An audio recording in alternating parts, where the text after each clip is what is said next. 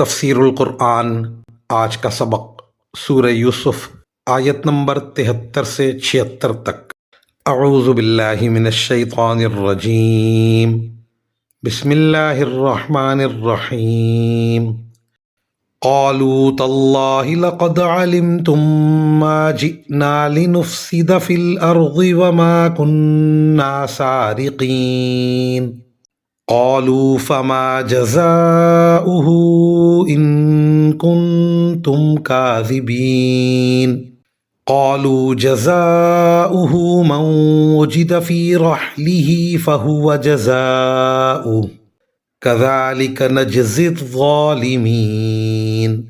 فبدأ بأوعيتهم قبل وعاء أخيه ثم استخرجها من وعاء أخيه كذلك كدنا ليوسف ما كان ليأخذ أخاه في دين الملك إلا أن يشاء الله نرفع درجات من نشاء وفوق كل ذي علم علیم۔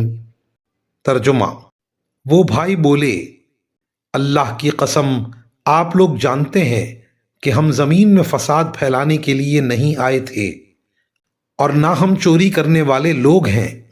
انہوں نے کہا کہ اگر تم لوگ جھوٹے ثابت ہوئے تو اس کی کیا سزا ہوگی؟ انہوں نے کہا اس کی سزا یہ ہے کہ جس کے کجاوے میں سے وہ پیالہ مل جائے وہ خود سزا میں دھر لیا جائے۔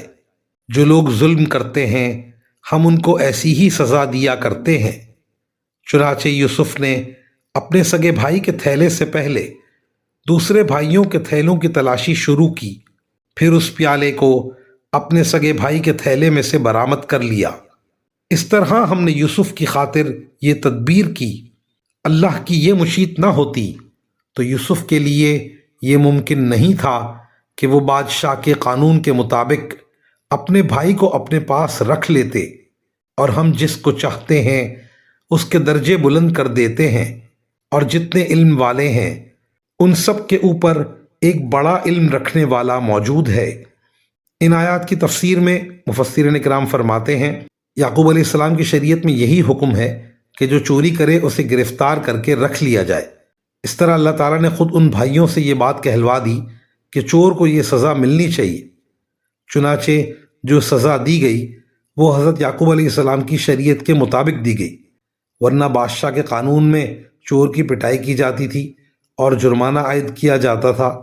حضرت یوسف علیہ السلام نے بھائیوں سے یہ سوال اس لیے فرمایا کہ انہیں حضرت یعقوب علیہ السلام کی شریعت کے خلاف فیصلہ نہ کرنا پڑے اور بھائی کو اپنے پاس رکھنے کا موقع بھی مل جائے۔